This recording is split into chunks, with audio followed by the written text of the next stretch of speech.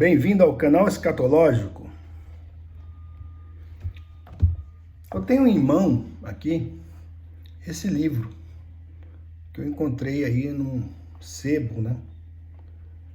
Tem muito tesouro aí que está escondido aí em sebos, né? Tem esse aqui, ó, Jesus Cristo está voltando, do pastor David Gomes. Se não me engano, ele faleceu, né? Foi para a casa do pai no ano de 2003. Mas esse livro é bem antigo, veja só. É um livro antigo, pessoal. Foi publicado, não sei se tem a data aqui. A data desse livro. Eu já andei procurando, não achei a data, né? A data aqui. Né?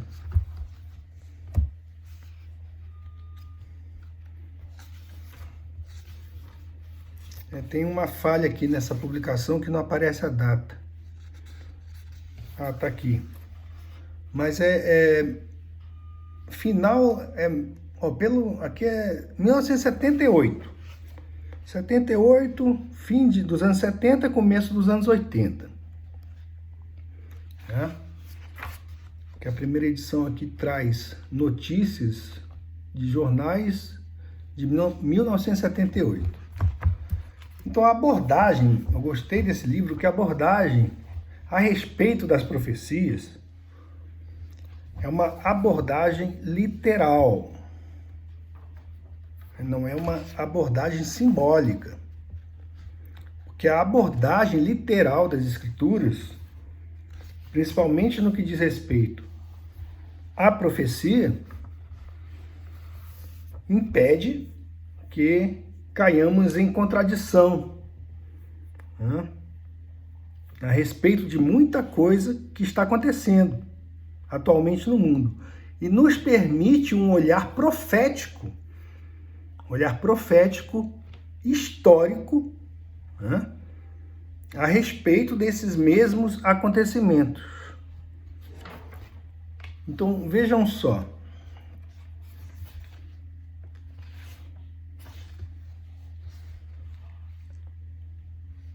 Ele fala aqui: novos sinais anunciam a volta gloriosa do Senhor Jesus Cristo. Como é um livro muito antigo, né? Você vai ver que ele não tinha assim, ele não tinha conhecimento, né, a respeito do grande desenvolvimento tecnológico que nós possuímos hoje, né? Então, a comunicação de massa instantânea, né? Hoje a coisa assim é impressionante, né? E nós sabemos que esse desenvolvimento tecnológico também será responsável pelo cumprimento de diversas profecias das Escrituras. Então ele fala aqui, ó, eu vou ler para vocês. No dia 2 de agosto de 1976, aconteceu nos Estados Unidos algo impressionante. A cadeia de rádio cristã CBN foi organizada e transmitiu durante 50 horas seguidas, via satélite, né? A gente sabe o que é satélite, é nós que sabemos, que cremos na Escritura. O maior programa religioso de toda a história. Pela primeira vez, vários satélites foram combinados para uma só saturação do espaço com o conselho de Deus, né? Então vamos relevar aqui, né, pessoal? Vamos relevar aqui, né? Isso aqui, pessoal, crê nas Escrituras, mas aí estão condicionados, né? Muita gente ali condicionada ainda a essa retórica heliocentrista, né? Infelizmente. Vemos assim que nunca os homens foram chamados com maior insistência a uma decisão, e jamais as páginas da Bíblia foram tão completamente cumpridas. Vejam só, tudo é literal agora. Os redutos da chamada alta crítica, a alta crítica é um estudo, né, que se fez a respeito da Bíblia, que trata os escritos bíblicos como algo a ser prescrutado a partir, primeiramente, de dúvidas a respeito de sua autoria, tempo de composição, né, a respeito também da validade do texto como sendo inspirado. Então, nós vamos ver que todo esse edifício, né, a partir do momento que as profecias começam a se cumprir, nós veremos aí que toda essa parafernália, né, muito intelectual a respeito da abordagem das escrituras, tudo isso vai cair por terra, sabe? Tudo isso cai por terra. Que nós vemos as profecias se cumprindo literalmente. Assim como foram as profecias a respeito da vinda de Cristo, né? Que no primeiro advento de Cristo, que tudo isso, todas as profecias com respeito a isso se cumpriram literalmente. Então os redutos, ele afirma que os redutos da chamada alta crítica estão abalados. Para muitos, por exemplo, era absurda a ideia de 1 Tessalonicenses 3, que descreve, aqui ele fala, né? Que descreve, por assim dizer, uma estação espacial, com Jesus Cristo no topo da nave. Hoje, depois das descobertas da TV e dos aparelhos que têm sido colocados no espaço, vejam só, por meses seguidos, vê-se que a ideia do apóstolo São Paulo, sob a inspiração do Espírito Santo, é simplesmente um programa de Deus. Muitos da chamada alta crítica afirmavam com insistência da impossibilidade de se cumprir o que está em Apocalipse 11:8, quando se lê: "E os seus cadáveres ficarão estirados na praça da grande cidade, que espiritualmente se chama Sodoma e Egito, onde também o seu Senhor foi crucificado. Então muitos dentre os povos, as tribos, as línguas e as nações contemplam os cadáveres das duas testemunhas."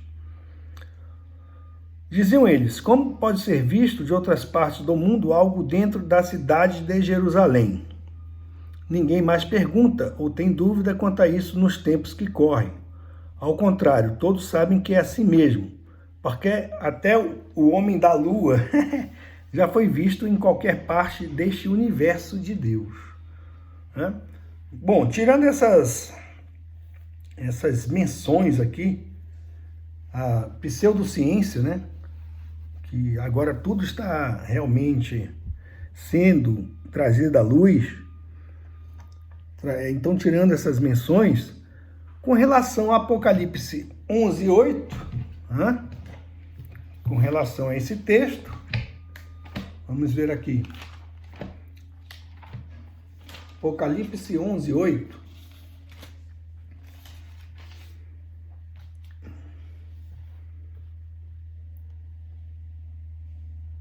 Os seus cadáveres ficarão expostos na rua principal da grande cidade, que figuradamente é chamada Sodoma e Egito, onde também foi crucificado o seu Senhor. Durante 3 dias e meio, gente de todos os povos, tribos, línguas e nações contemplarão os seus cadáveres e não permitirão que sejam sepultados.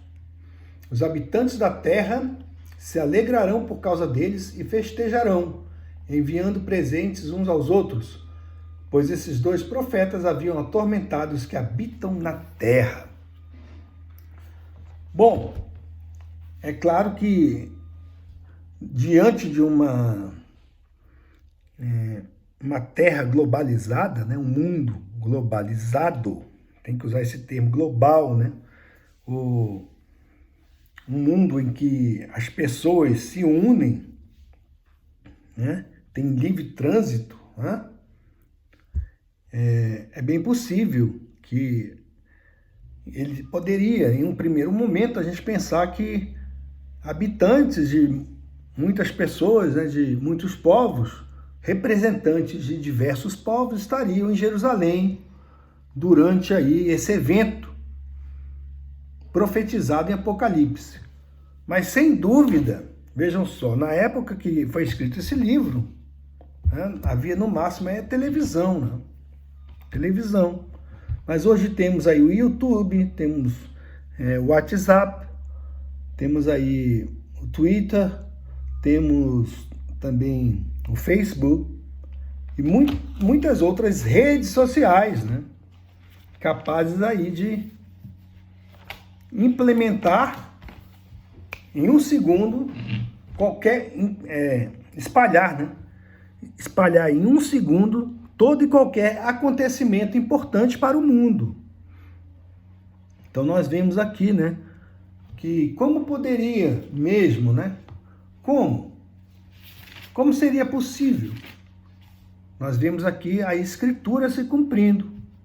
Porque há 2000 anos, quando foi escrito esse texto, como seria possível que essas testemunhas, duas testemunhas, fossem vistas mundo afora? Então vejam só como é a profecia bíblica. Ela vai muito além do seu tempo. Ela alcança, ela revela. Apocalipse é a revelação. Ela revela aquilo que realmente vai acontecer, com detalhes impressionantes.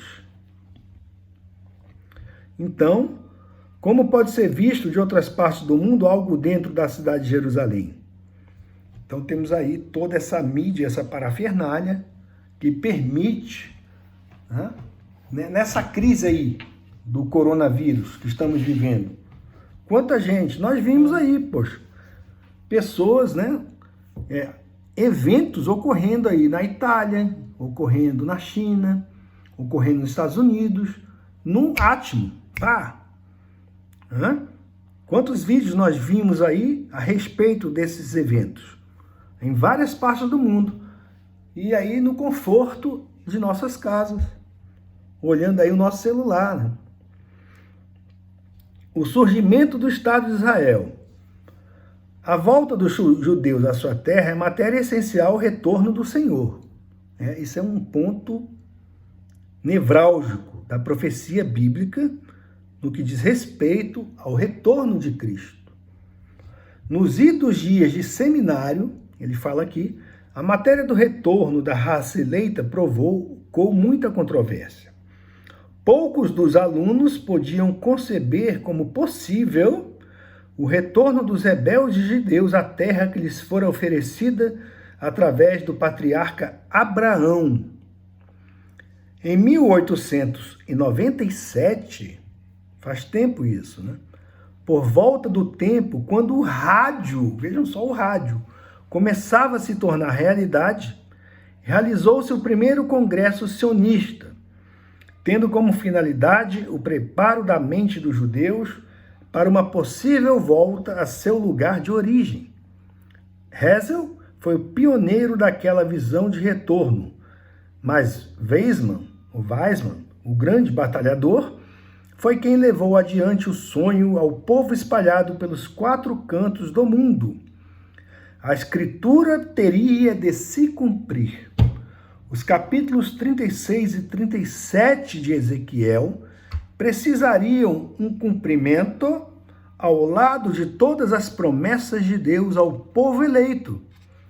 E assim foi, até que a 14 de maio de 1948 era proclamada a existência do Estado de Israel. O início do país era festejado por muitos e lamentado por outros. A própria ONU permitiu que fosse feita uma partilha no território com a internacionalização de Jerusalém. Pouco antes do faustoso evento, aconteceu algo muito importante nas proximidades do deserto da Judéia. Era primavera e um menino beduíno saiu a correr atrás de uma cabra rebelde nas proximidades do Mar Morto. Encontrava-se bem perto da histórica cidade de Jericó. Um dos cabritos desviou-se dos demais, chamando a atenção do boy, que não podia perdê-lo. O menino, subiu pelo monte, tentando alcançar o cabrito. Ao passar, notou uma abertura como de uma caverna que nunca vira antes. Atirou uma pedra e ouviu como se fosse o quebrar de alguma coisa de barro. O garoto ficou impressionado com a cena. Ele estava curioso pelo som que ouvira. Poderia haver algo vivo lá dentro. Temeroso, afastou-se, mas no dia seguinte voltou com alguns amigos para certificar-se do que teria sido aquilo. Descobriram de início que havia uma entrada natural em alguns lugares onde estavam guardados jarros de barro. Os tamanhos variavam. A curiosidade fez-los quebrar um dos jarros maiores, onde encontraram manuscritos muito bem guardados. Eram escritos em couro. Então eram pergaminhos. Notaram que a escrita que continham era em língua que desconheciam. Como beduínos tomaram os rolos, mesmo sem saber de que se tratava. E a riqueza caiu nas mãos do professor Sukenik, chefe da divisão de arqueologia da Universidade de Jerusalém. Era o final de 1947, bem próximo do tempo da inauguração do Estado de Israel. Deus havia dado ao seu povo a história do seu próprio retorno. Hoje, no Museu Novo de Jerusalém, Shrine of the Book, os rolos são guardados às chaves pelo próprio governo. Na verdade, somente réplicas do achado lá estão, pois que os originais só o governo sabe onde se encontram. Deus havia preservado a história antes de fazê-la cumprir e a guardara no próprio território em que ela havia de se cumprir. Corria o ano de 1967. Aí ele vai falar sobre a Guerra dos 6 Dias e o domínio de Jerusalém. Corria o ano de 1967. O frio de junho havia de trazer maior calor nas discussões entre árabes e egípcios, os primos e irmãos da Bíblia. A 5 de junho, teve início a guerra que parecia marcar o fim iminente da nação nova e alegre. Os egípcios tinham uma força aérea invejável e contavam com um exército numeroso. Contra todas as suposições lógicas, Deus haveria de intervir outra vez na história. Já no dia 11 de junho, 6 dias após o início, a guerra do Yom Kippur tinha sido vencida pelos judeus. Eu estava de malas prontas para a viagem à Austrália, com reservas feitas de estada em Tel Aviv, quando irrompeu o movimento. Várias sugestões surgiram para que evitasse uma passagem por Israel em tempo de conflito. Tudo em vão. Eu sentia que Deus me orientava naquela direção, e para confirmar o plano divino, a guerra terminou da antevéspera de minha partida. Jamais me esqueço da grande experiência. Tel Aviv em armas, os hotéis superlotados, mas pouco movimento nas ruas. Fiz a pé o trajeto Tel Aviv-Jopa, o velho porto de onde Jonas fez sua fuga espetacular. Resolvi voltar pelo mesmo caminho e consegui. Foi uma das lindas caminhadas da minha vida. Saímos na manhã seguinte para Jerusalém. A rodovia era ainda de terra, em contraste com as boas estradas de hoje. Lembro-me muito bem das primeiras impressões. Havia sepultura em vários pontos da nossa passagem. Eram covas rasas de soldados que tombaram na defesa do país.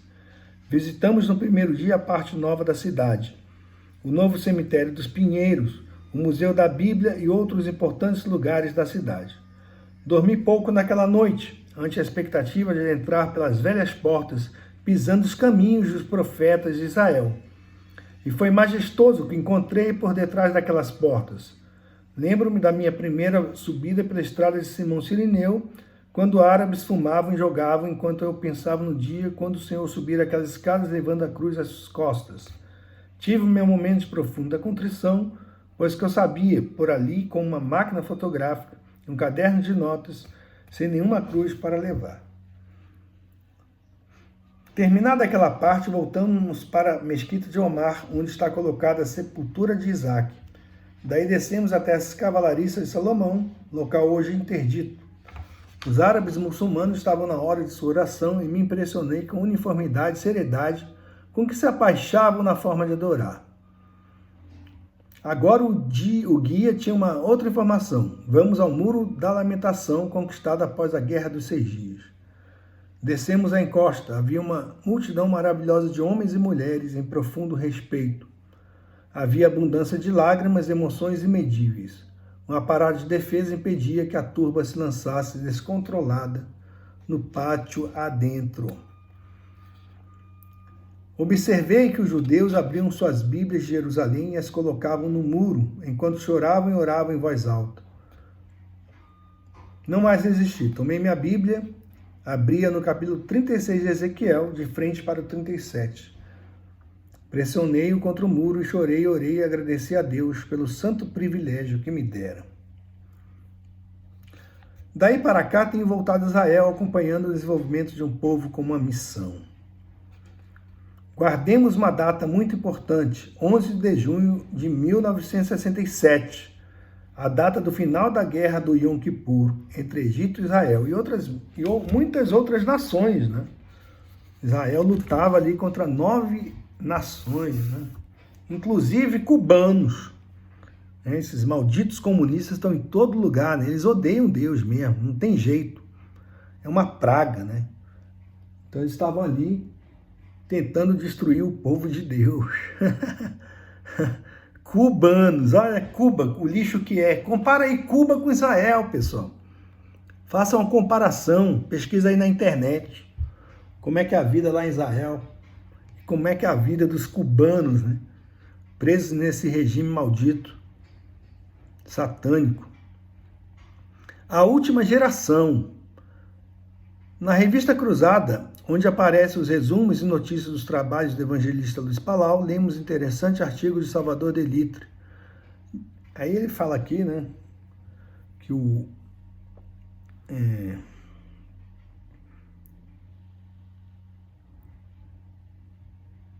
tá aqui.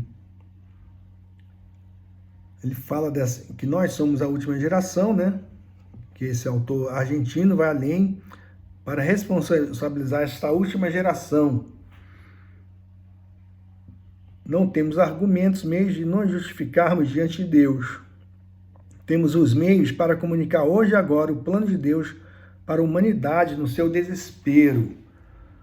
Então é isso, nós tentamos cumprir aí essa missão, né, de alguma forma.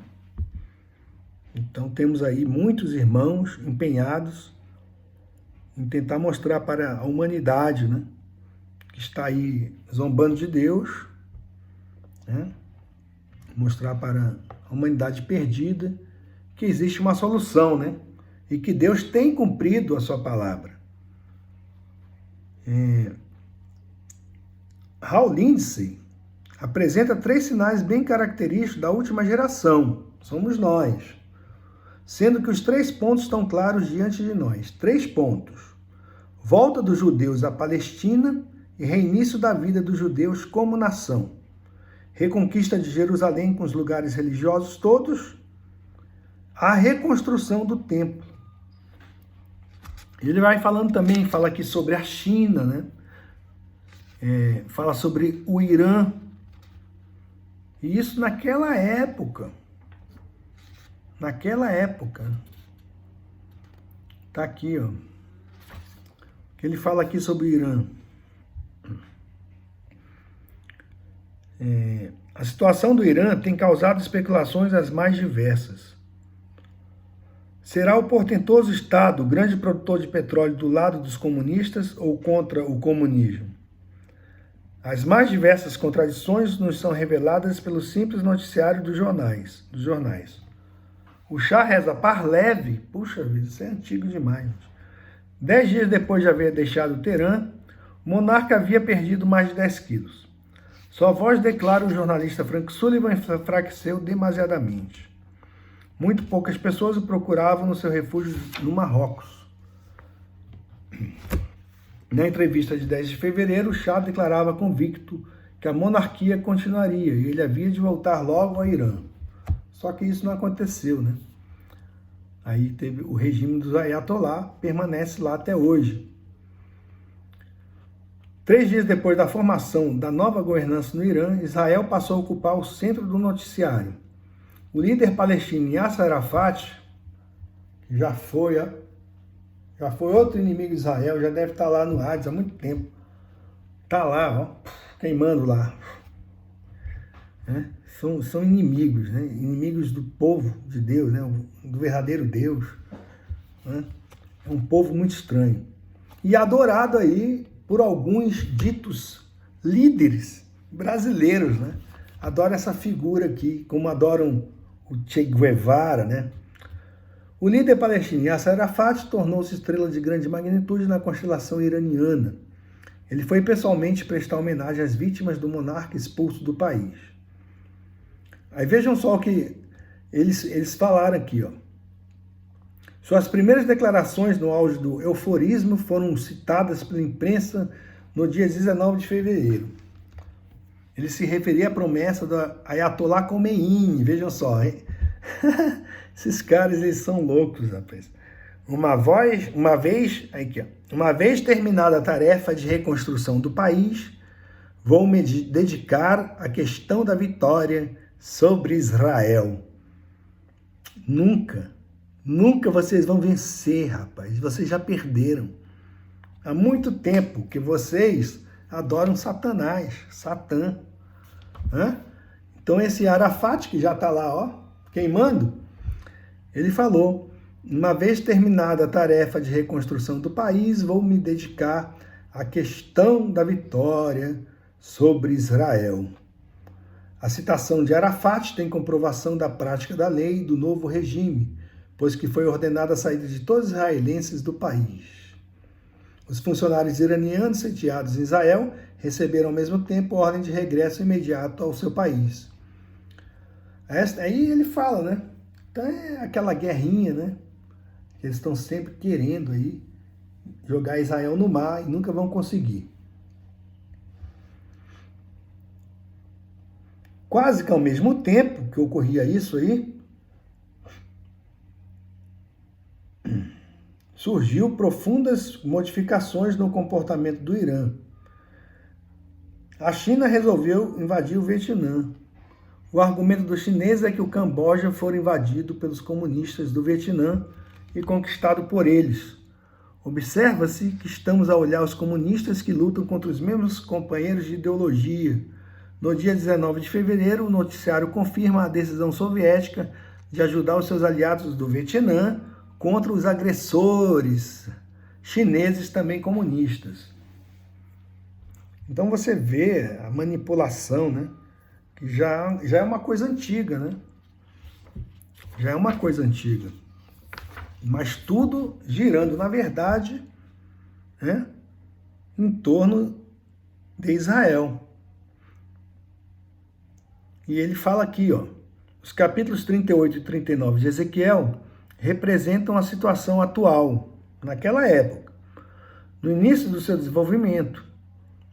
Para os que puderem ler o comentário Jamison, Fausto de Brau, podem entender algo da chamada objeção à teoria literal de interpretação destes 2 capítulos da profecia de Ezequiel.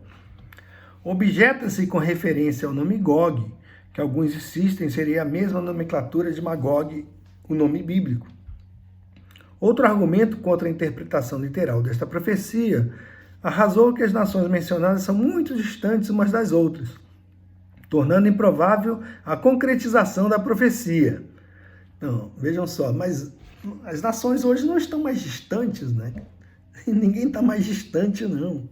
Você vê um vírusinho lá da China, já está no mundo todo, né? Então, quer dizer, isso aqui na década de 70 era assim, né? Hoje em dia, não existe isso. Os caras ainda vão inventar um vírus que o sujeito pega pela internet, cara. Não vai ser mais pelo ar, não. Entendeu? Eles devem estar inventando aí vírus inteligente, com nanotecnologia. Estão criando coisa aí do arco da velha, viu? Eles não brincam. Os servos de Satã não brincam em serviço. Eles vieram aqui para destruir. Até eles mesmos. Destrói todo mundo e acaba com o ser humano. E até eles mesmos. Né? Isso é doença mesmo. O negócio é coisa de maluco. Né? Não tem nem palavras. Outro argumento contra a interpretação, argumento em terceiro lugar que o espólio conseguido por Israel não seria jamais suficiente para alimentar aquelas milícias e cuidar dos invasores em miríades. Dizem os opositores à interpretação literal dessas duas passagens que seria necessário um israelense para enterrar 7 inimigos. Preferem, portanto, considerar a passagem como parábola profética. Outro comentador tradicional, Matthew Henry, diz que Gog seria o rei governante e Magog o país. Identifica Magog como sendo um dos 3 povos seguintes, Sítia, Tártaro ou Rússia. As nações confederadas contra Israel seriam Pérsia, Etiópia e outras. A força dos invasores viria de povos do norte. No dicionário de Halley temos explicações mais atualizadas. Diz-nos que o autor que os ensinos do capítulo 37 de Ezequiel coincidem com a reafirmação da vinda do Messias. O Messias ali é príncipe. Rose declarou o autor uma referência à Rússia, nos mais abalizados comentadores. Mesek significa Moscou ou Moscov, que era o nome da Rússia antiga. Tubal é interpretada como Tobolsk, uma cidade da Sibéria. Significado bíblico desses termos à luz dos acontecimentos modernos. Primeiro, o país que conhecemos como Irã é a mesma Pérsia antiga. Observe-se os limites desse país chamado Pérsia. Ao norte limita com a Rússia e pelo Mar Cáspio. Ao sul, seus limites são o Golfo de Omã e o Golfo da Pérsia. A oeste, limita com o Iraque e a leste pelo Afeganistão e Paquistão. Os persas assumiram o lugar dos antigos assírios. No século VII a.C., eles comandavam a política do mundo através da influência de Ciro, o Grande. Mais tarde, ele se transformou no país de Dario, cuja influência na história bíblica é muito grande, tanto quanto a de Ciro. País de artesanato belíssimo, o Irã dispõe também das maiores provisões de petróleo conhecidas em todo o mundo. O nome Magog merece também nosso ligeiro estudo. Sua primeira menção ocorre em Gênesis 10:2 e estabelece o rumo do norte na citação de Ezequiel 38 e 39.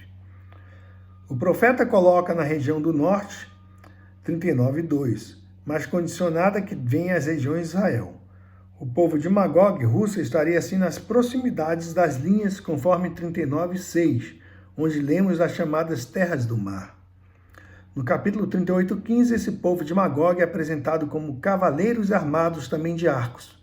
Quem de nós ignoraria a força da cavalaria russa com montaria dos cossacos nos dias que correm? Tivemos a oportunidade de presenciar exercícios dos famosos cavaleiros na Rússia, na cidade de Moscou, espetáculo do qual jamais nos esqueceremos. Outro termo bíblico que nos interessa é Put, que aparece em Gênesis 10:6 como sendo filho de Cão. Trata-se de um país da África, possivelmente a Líbia. Em Ezequiel 35, aprendemos da sua proximidade com o Egito. Observemos agora que o sistema político de governo na Líbia, Egito, parte do Afeganistão, de certa maneira Bangladesh, tudo pertence ao bloco comunista, ou seja, ao sistema russo. A China, que invade o Vietnã, é também alinhada como comunista, ou seja, caudatária do mesmo sistema de governo e política. O objetivo da invasão é hostilizar e destruir Israel, e os jornais estão ao nosso lado para confirmar isso. Então, parece que pouca coisa mudou, né? Da década de 70 até hoje. E nós vemos aí se desenrolar diante dos nossos olhos o cumprimento das profecias. Então vejam só, é um jogo, né? Nós vemos aí aquele jogo do Illuminati, de Steve Jackson, e aí os Illuminati, eles arrogantemente, eles mostram o que nós vamos fazer, né? O que eles estão fazendo. Coronavírus, quarentena, guerra nuclear, controle mental, religião universal, né? O que mais que tem lá? Tem guerras, né? Tem lá as Torres Gêmeas, tudo aquilo que eles fizeram, né? O ataque ao Pentágono, toda a manipulação, né? Modificação da história, manipulação. Então eles mostram.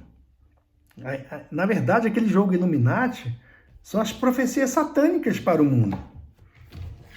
Mas temos que nos apegar aqui à profecia bíblica, tá? A profecia bíblica. Tudo aquilo que vai ocorrer está ocorrendo, que vai culminar, né? Vai culminar aí, haverá uma guerra, né, contra Israel. Mas nós sabemos, né, para quem crê assim, né, sabemos que, pelo menos nós temos essa visão, sabemos que Deus vai retirar a sua igreja antes que haja aí, né, a revelação do homem do pecado e a destruição daqueles que, né, rejeitaram a salvação, né, dos homens ímpios, né, que rejeitam a Cristo. Então, vamos tentar, durante esses períodos difíceis aí do mundo, olharmos mesmo para Cristo e crer, né, que a nossa salvação e redenção está cada dia mais perto. Fica a dica.